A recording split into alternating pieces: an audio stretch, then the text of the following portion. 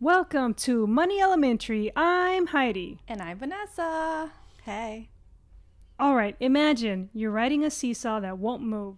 One side heavy with inflation, the other with economic stagnation. That's where we are today. The Fed is perched in the middle, unmoved, and everyone's watching with popcorn. And joining us today is our fabulous virtual co-host, MEIA. Wah, wah, wah, wah. Welcome, MEIA. Gracias, chicas. The gossip is hot and the money moves are even hotter. Let's get into it. But here's the kicker. They signaled 2 quarter-point cuts later this year, likely September and December if conditions hold. That's half a percentage point total. For you, that could mean your 7.5% credit card APR might drop to 7 cents. Not a huge party, but enough to ease your minimum payment.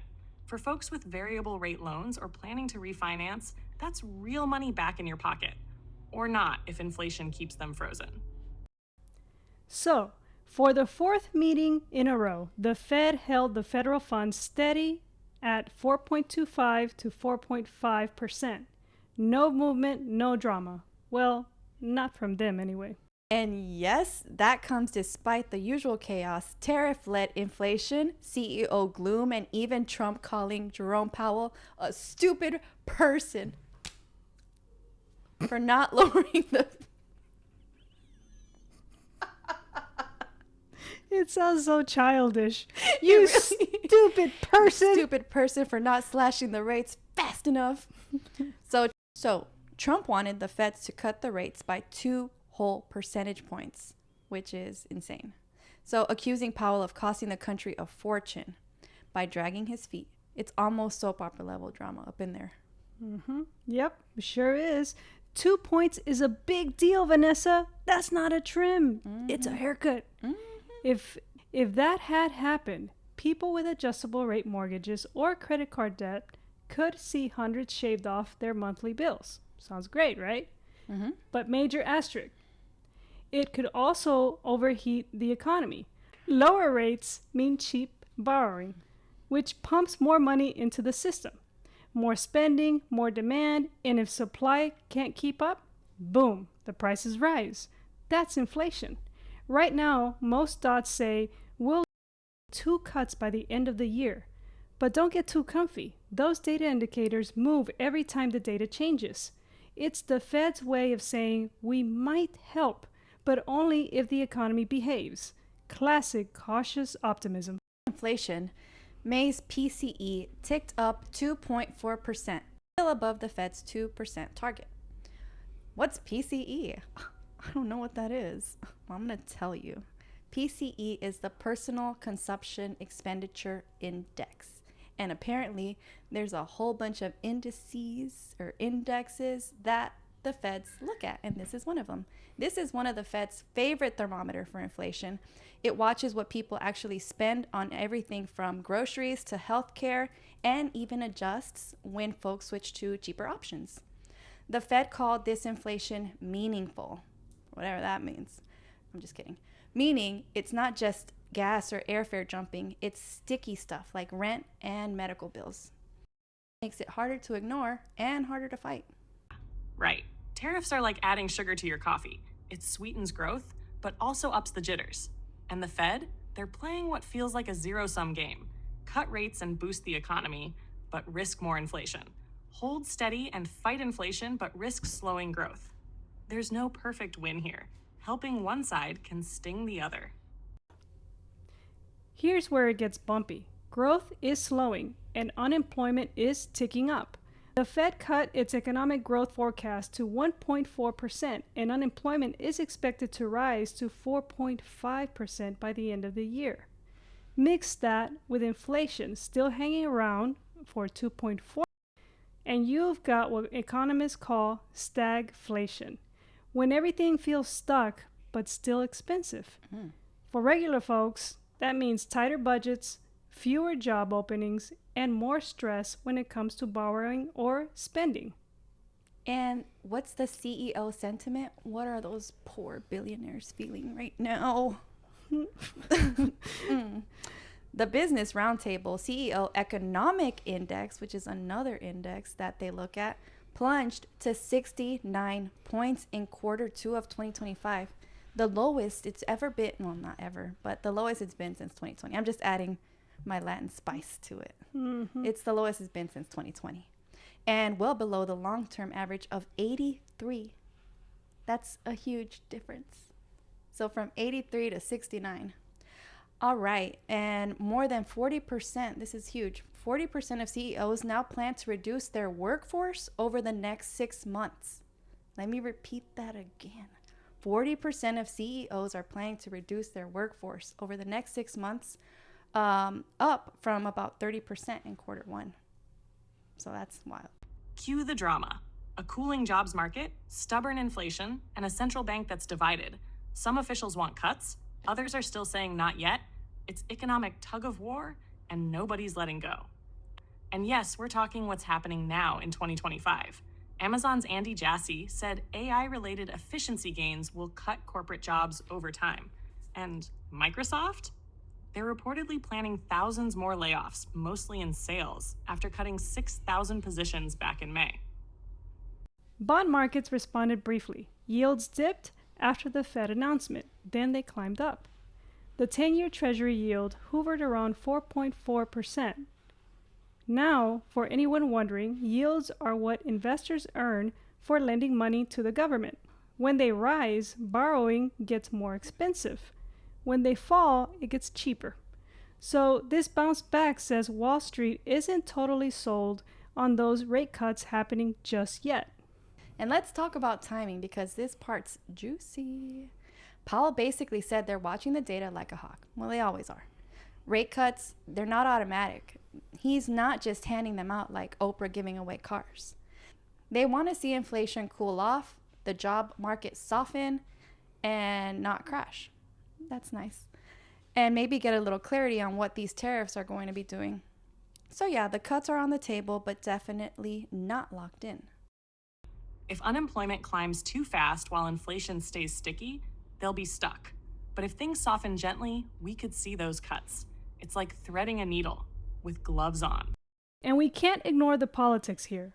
Trump's been blasting the Fed loudly, saying they're dragging their feet and costing the country money.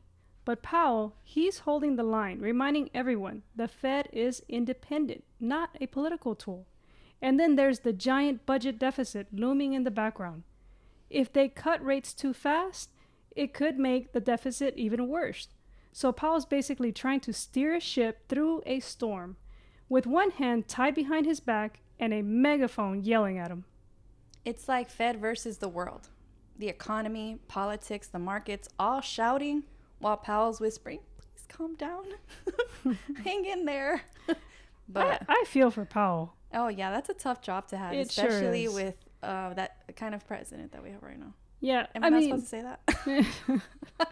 Especially with no, there's no way to fix that. Well, I think Powell's job is very difficult because there's probably people from the businesses, from probably Republicans and Democrats. Everybody's knocking on his door saying, hey, you need to go ahead and bring those rates. Yeah, so that's a tough job. And he's like, nah, if I lower those rates, the market's going to crash. Something bad's going to happen. And everybody was like, we don't care. But he has to be like, no, this is math. And everyone's like, lower the rates. Lower the rates. What happens when you lower the rates? That means everybody's going to go out madly, basically buying houses, refinancing cars, spending left and right. And at the end of the day, more spending. That just means at the end of the day, we're going to have increasing prices. So that's what he's trying to prevent. More money, more problems. For listeners, here's what it means in real life. If you're carrying credit card debt or have a variable rate loan, those high rates aren't budging yet. So your payments stay just as painful. If you're thinking of buying a car or a home, well, borrowing still isn't cheap. Now, if the Fed does cut rates later this year, you might get some relief, like lower mortgage rates or better refinancing options. But for now, we're all still paying a premium to borrow money, just waiting for that financial weather to clear. So what does this mean for everyone else? If you're a small business owner, you might hold off on taking out that loan to expand because rates are still high and profit margins are tight. If you're a regular consumer, you're probably feeling it at the pump, at the grocery store, and on your credit card bill. And even if you're just trying to build credit or save a little, high interest rates make it harder to get ahead. It's like trying to run a race with ankle weights. I've done that. It's pretty hard. Every step forward costs more. Mia, my dear bestie, any final take before we land this financial ChisME? It's Fed freeze now, but all eyes are on fall. The next few data drops, jobs, inflation, tariff fallout, are going to decide whether we get a soft landing or a hard reality check. All right, it is time for our recap. Yay! Wah, wah, wah, wah. All right, here we go. We stayed frozen at 4.25%. The Fed didn't budge this month again. They're holding firm to see if inflation cools off on its own. They expect 2 cuts later in 2025. That's if and only if the data behaves. Bad data. September and December are the maybe months, so nothing's guaranteed though. Inflation is still stubborn above target. At 2.4%, it's better than last year, but it's still above 2%, which is the comfort zone. And it's sticking around core areas like rent and healthcare. Jobs and growth are slowing. Stagflation fears are rising. GDP is down, unemployment is up, and people are worried we're heading into the dreaded mix of weak growth and rising prices. I already feel like we're there, but whatever. Tariffs and politics add uncertainty. With new tariffs shaking up prices and Trump pressuring the Fed for deep cuts, the economic outlook is anything but stable. Bottom line, the Fed is steady, cautious, and watching everything like a hawk. No sudden moves. They're walking a tightrope, trying not to trip the economy while balancing inflation, jobs, and politics. All right, that's a wrap on June's financial forecast. Whether you're saving, spending, or side hustling, stay ready because the Fed is watching, and so are we. Catch you next time on Money Elementary's ChisME. See y'all later. Toodles. Money Elementary. Money Elementary. Money Elementary. Bye.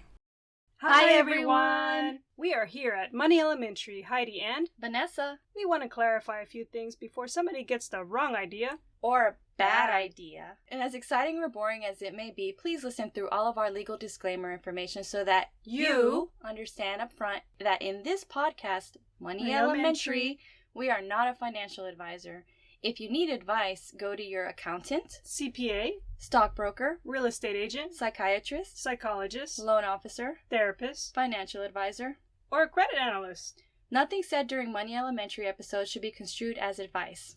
We're just two sisters who like to talk about all the S that we've been through and who've learned a few things while attending the school of life. I can't wait to graduate. Oh, no! Just kidding. That's the funeral. Well, that took a dark turn fast. Anyway. Just two cute, savvy sisters with a decent internet connection, A microphone. a computer, And way too much time. What? We don't have that much time on our hands. No, we don't. But bottom line, all the content we share with you guys is stories of our true life experiences, shared anecdotally, and is meant for informational and entertainment purposes only. We couldn't make this stuff up even if we wanted to. We hope you enjoy the information we give you and our show. Thanks! This is Money Elementary.